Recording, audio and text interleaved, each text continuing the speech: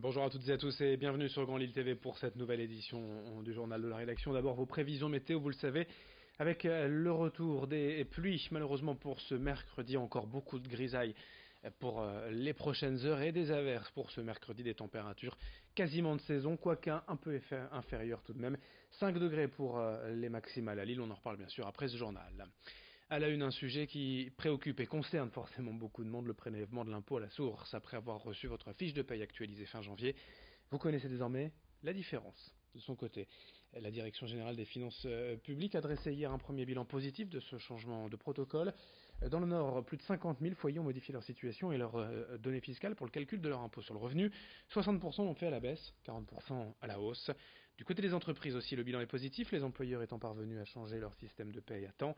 Il leur reste à reverser dans les prochains jours le montant du prélèvement à la source à l'État. Quelle sera donc la prochaine étape? Explication au micro d'Idil Gunaï.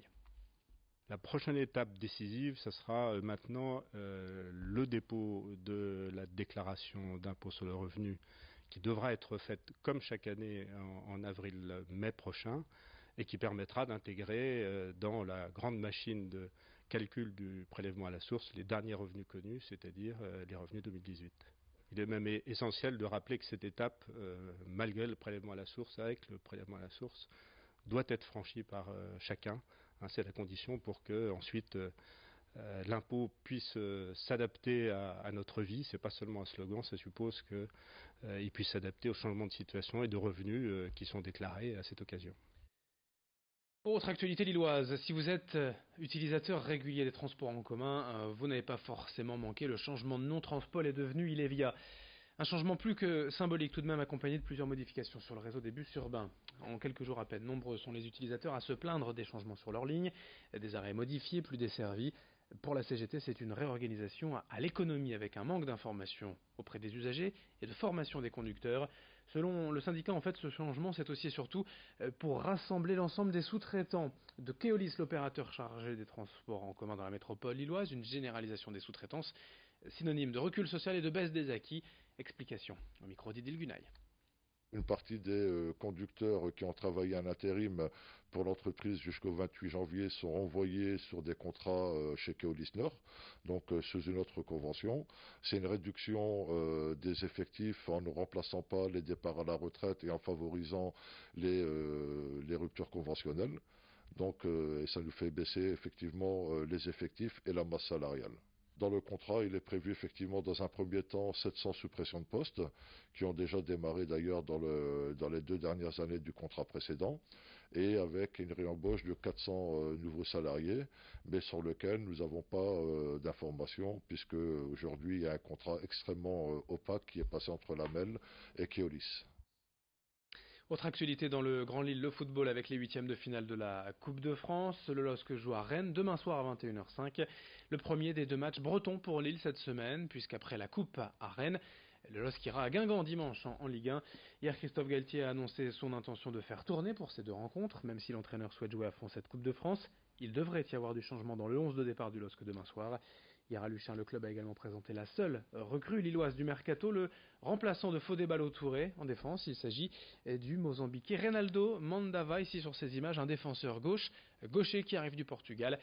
Le plan de jeu de Christophe Galtier pour ce match à Rennes, on l'écoute, l'entraîneur lillois au micro de Vincent Vieillard. Il faudra qu'on soit, encore une fois, toujours très bien organisé et qu'on puisse faire courir les défenseurs adverses vers leur but. Ce que nous sommes très bien arrivés à faire face à Nice, il faut qu'on arrive à le faire à Rennes. Évidemment, c'est à l'extérieur, évidemment que c'est pas comme quand on joue à domicile, mais ces derniers temps à l'extérieur, on est performant et on est arrivé à faire de très bons résultats. Il faut avoir cette ambition d'aller chercher la qualification là-bas, et pour battre Rennes, il faudra aller marquer des buts, ça c'est sûr.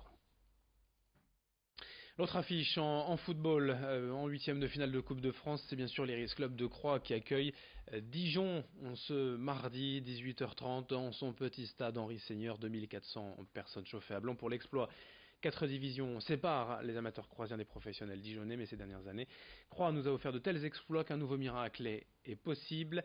Ce mardi matin, nous avons reçu le président de l'Iris Club de Croix, Patrice Venance, qui se satisfait malgré tout de cette affiche face à Dijon. C'est pas la Ligue 1 que nous souhaitions, c'est pas faire injure à Dijon, mais il y a quand même des affiches sans doute un peu plus sympathiques entre guillemets. Bien sûr, tout le monde aurait voulu le Paris Saint-Germain. On n'aurait pas pu jouer chez nous, là on aurait été obligé d'aller jouer au Parc des Princes parce que c'était la seule solution pour nous pour en tirer le maximum. Mais aujourd'hui, recevoir Dijon, bien évidemment, pour la première fois, le terrain de Croix va recevoir un club de Ligue 1. Pour finir, la traditionnelle opération de Saint-Valentin à Tourcoing avec le carillon de l'église Saint-Christophe. Les amoureux peuvent choisir parmi 20 chansons d'amour et s'offrir ainsi un petit concert privé le soir du 13 février sur le Parvis. Il suffit pour cela de contacter l'association des Amis du Carillon et de choisir dans le catalogue parmi les 20 titres proposés par le carillonneur Michel Godefroy. Le choix est vaste entre Edith Piaf, Denis Hallyday et même Michel Legrand cette année. Alors si vous souhaitez entendre ces 62 cloches se balancer rien que pour vous et votre moitié, n'hésitez pas, c'est gratuit, il suffit de s'inscrire. Le carillonneur au micro de Brieux-Gorchier. Tous les clochers possèdent normalement des cloches, d'où leur nom clocher, mais les cloches habituelles sont des cloches qui sonnent à la volée, qui se balancent, comme pour annoncer les messes, les mariages, l'enterrement, qui servent pour les besoins du culte. C'est ce qu'on a ici aussi, on a 5 cloches de volée, et certaines tours, comme Tourcoing, sont équipées de 62 cloches reliées à ce clavier-là, et qui permettent de jouer des concerts.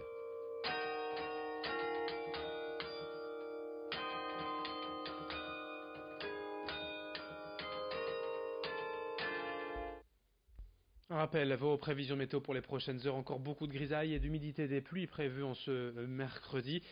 Merci de votre fidélité et dans un instant d'autres infos dont vos prévisions météo complètes.